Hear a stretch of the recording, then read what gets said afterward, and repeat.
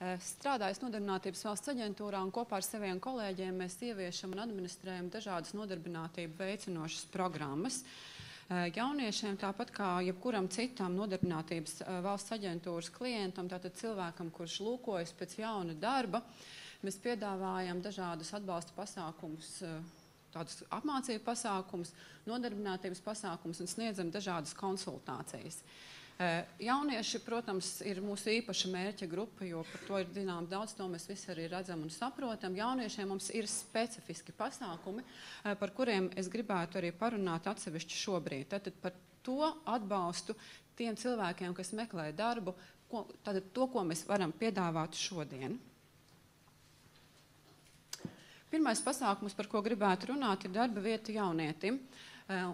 Varbūt pirms tam, pirms mēs sākam raksturot katru pasākumu, pateikšu, ko Nodarbinātības valsts aģentūra saprot ar jaunieti, kad sniedzam mēs šo pakalpojumu. Jūs redziet, ja tie ir cilvēki vecumā no 18 līdz 24 gadiem. Tātad darbspējīgi iedzīvotāji, tie, kas var uzsākt savas patstāvīgās darba gaitas, ir no 15 gadiem. Mēs tomēr ceram un gribam, lai jaunieši vecumā no 15 līdz 18 gadiem atrastos savos skolas solos, un tad mūsu atbalsts ir jauniešiem vecumā no 18 gadiem. Kādas būtiskākās problēmas tad mēs risinam šai vecuma grupai? Tas arī ir zināms un ļoti dzirdēts daudzas reizes un daudz informācijas avoti vēsta par to. Mūsu valstī ir ļoti labi jaunieši, un lielākā daļa no tiem ir arī ieguvuši izglītību. Labāku, sliktāku, bet izglītību. Tā lielākā problēma, kas skar mūsu jauniešus, tā ir darba pieredzes trūkums. Un tad par šo darba pieredzes veidošanu ir arī šis jaunais pasākums darba vieta jaunietim. To mēs īstenojam sākot no pagājušā gada. Un faktiski, ko tas nozīmē, tā ir iespēja ar valsts atbalstu drusku pastrādāt, iegūt darba pieredzi, kas ilgst 9 mēnešus. Kas ir nepieciešams, lai šis projekts īstenotos, ir nepieciešama darba devēja griba un iniciatīva piedalīties pasākumā. Un, protams, arī jaunietim ir jāgrib un jāspēj izpildīt tie darba pienākumi, kurus piedāvā mūsu sadarbības partneri darba devēji. Aģentūra darba devējiem maksā dotāciju, tātad finansiāls atbalsts ir. Tāpat tās arī ir dotācija darba vadītājiem. Šeit ir uzskaitīts profesiju tops 10, kādās profesijās tad projekta ietvaros visvairāk jaunieši tiek nodarbināti. Jāsaka, ka šeit mēs redzam drusku tādu neatbilstību starp jauniešu pieprasījumu un darba devēju piedāvājumu.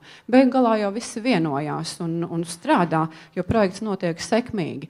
Bet ko vēlas jaunieši? Jaunieši vēlas darīt kaut ko tādu īpašu, interesantu, specifisku. Savukārt darba devēju piedāvā, jūs redzat tādas profesijas, kas neprasa īpaši specifiskas prasmes. Bet jebkurā gadījumā tā ir pieredze, tā ir prasme nākt uz darbu, tā ir prasme, ko cilvēki iegūst. Strādāt kolektīvā, rēķināties, sasniegt savu darba rezultātus. Otrs mums ļoti mīļš un populārs pasākums, ko mēs arī iesākām pagājušajā gadā. Tas ir pasākums atbalsts jauniešu brīvprātīgajam darbam. Un tad, kad es stāstu par šo pasākumu, tad es to vienmēr lietoju arī kā pretargumentu tiem izteikumiem, kas arī ir pamatoti. Mēs bieži vien sabiedrībā dzirdam, kad saka, ka mūsu jaunieši viņi negrib strādāt tādēļ, ka viņi ir ambiciozi attiecībā uz algu. Tad, ja viņiem ļoti daudz nemaksā, tad viņi uz darbu nenāk. Es gribu teikt, ka aģentūrai ir pieredze. Vairāk par 1300 jauniešiem kopš pagājušā gada ir piedalījušies šajā programmā un brīvprātīgi darījuši darbu gandrīz par neko. 40 lati, tā ir stipendija, ko mēs neuzskatām kā stipendiju, tā ir kompensācija par ceļa izdevumiem, jo mēs visi zinām, ka nākšana uz darbu un no darba tā kaut ko maksā.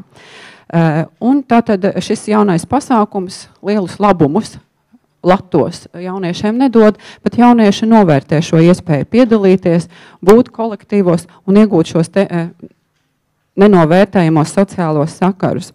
Tātad pagājušajā gadā mēs sākām sadarbību, un mūsu sadarbības partneru pulks arī bija liels, ko es arī gribu teikt, 356 biedrības un nodibinājumi bija mūsu sadarbības partneri.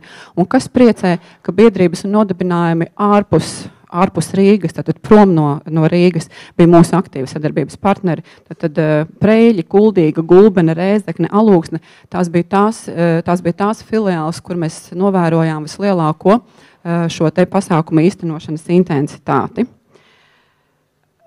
Saviem klientiem tajos gadījumos, tātad, kad šiem cilvēkiem nav iegūta profesionālā izglītība, tātad nav profesija, mēs piedāvājam arī šādu atbalstu.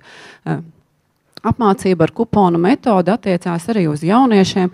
Jaunietis bezdarbnieks, tātad arī ar aģentūras atbalstu var vai nu iegūt nepieciešamo profesionālo izglītību, vai nu pilnveidot savas valodas vai datoru izmantošanas prasmes.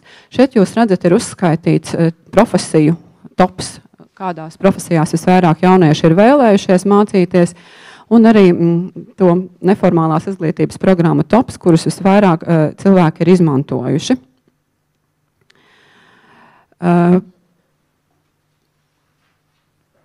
Aģentūras atbalsts bezdarbniekiem ir dažādi rakstura.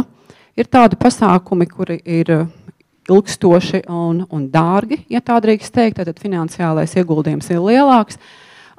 Un ir tādi pasākumi, kas gandrīz vai nemaksā neko, ko cilvēks var izmantot viens pats reizēm.